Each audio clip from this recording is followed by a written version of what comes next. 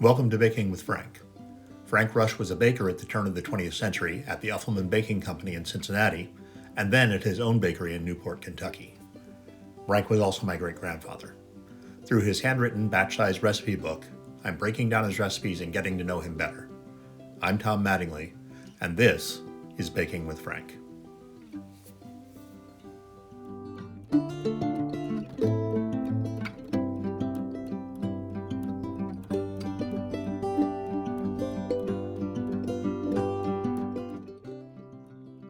All right, welcome back to Baking with Frank.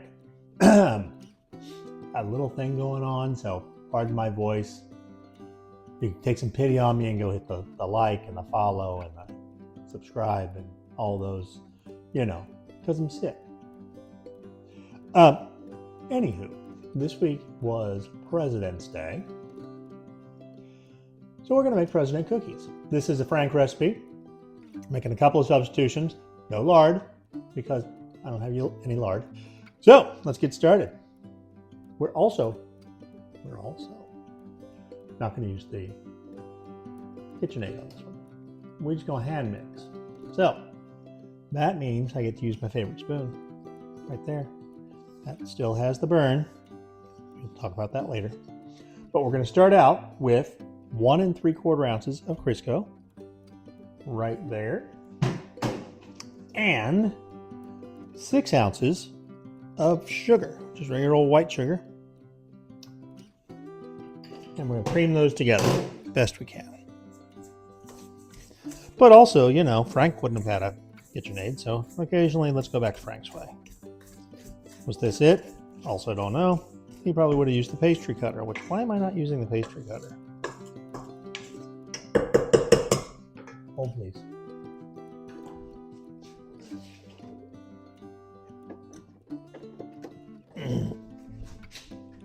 There we go. Let's try that. At least to get this party started here, right? All right. Let's get that out of there. Like that.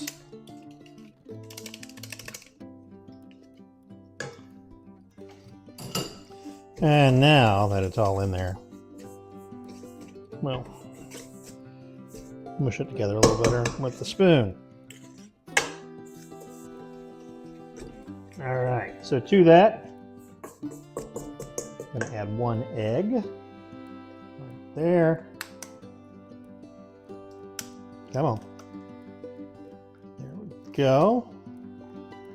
1 egg. Some days I wish y'all could see the sink over here. It gets a little crowded.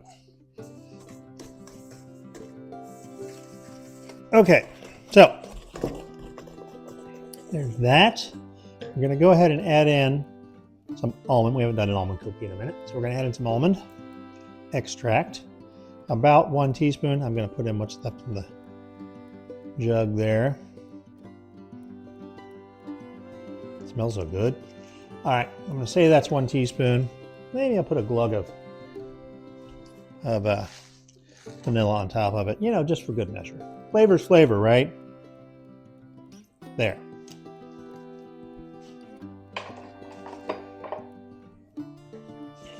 Give that a stir. Give that a stir. Mercy, voice. We're going to take let me find it, 1/4 ounce of baking powder and add it to 9 ounces of flour. Just like that. I'm going to take this again because I have it. I'm just going to mush that into the flour. Just like that. We're going to mix it in anyway, but for good measure. All right, so all the flour is going in all at once. So I feel like that's what my grandma would have done. And I feel like it's what Frank would have done. And I feel like it's what Effie would have done. And you know what? They're not here. So that's what we're going to do. All right, now that it's mixed in a little bit, I'm going to add in 2 ounces of chopped nuts. These are pecans, another favorite.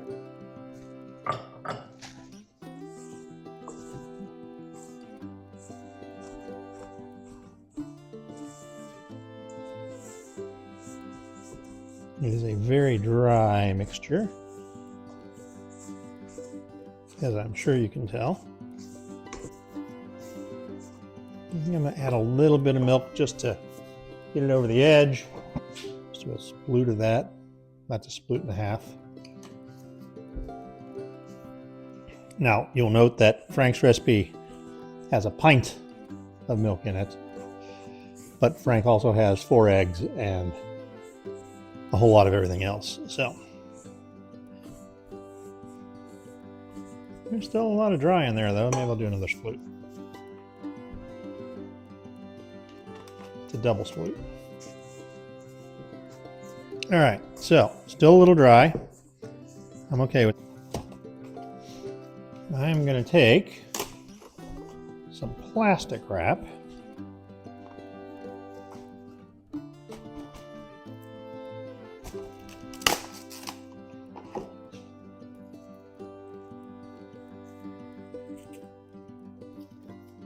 They're already sticking to each other.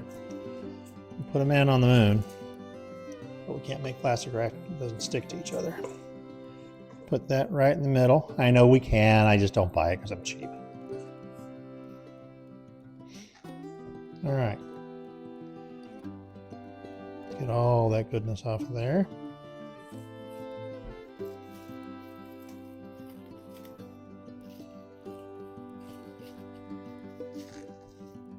I feel like I'm not making it much better. All right, we're going to start this way.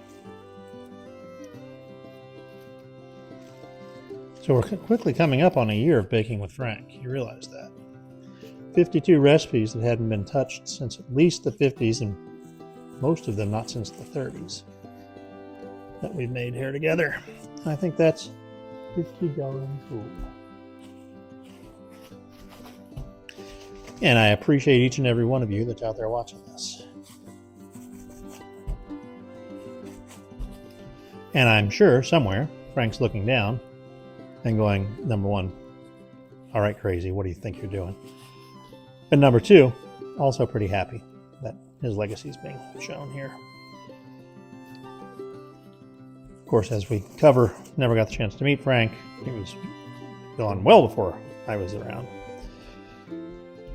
But, all right, there's a nice log o' dough.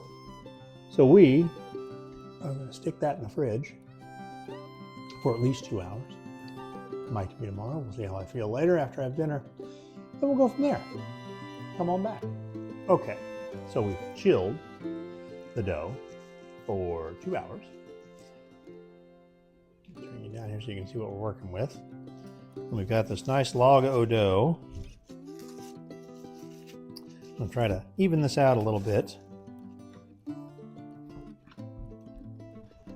just so it's a little more, round and less log shaped. I'm going to cut off the end there, like that. Like that.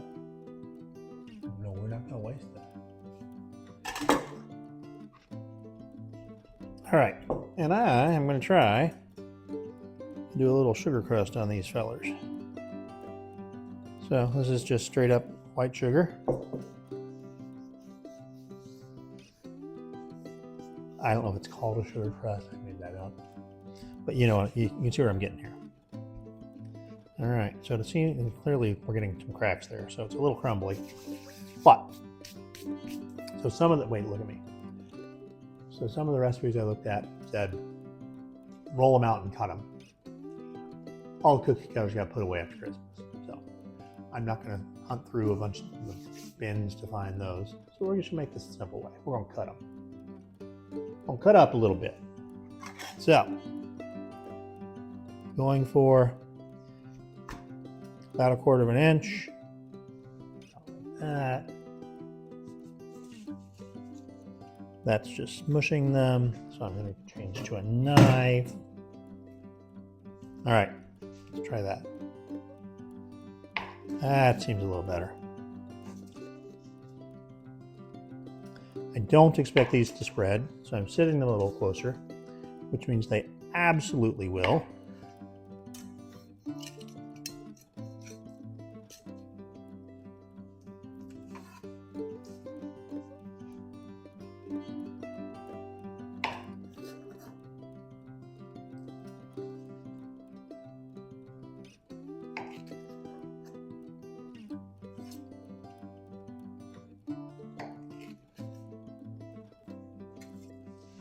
You know what? I'm not going to tempt fate here. Let's spread these out a little bit.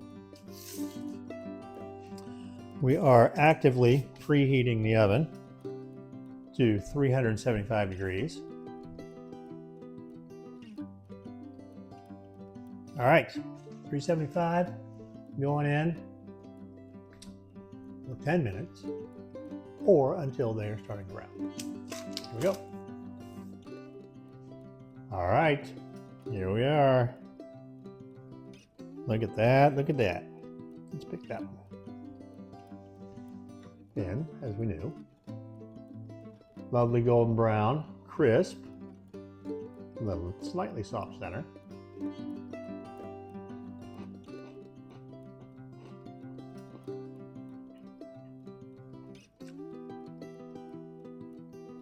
If a Spritz cookie and a pecan sandy had a baby, that'd be it. And those are two of my favorite cookies. This is a good one, y'all. You should give it a shot.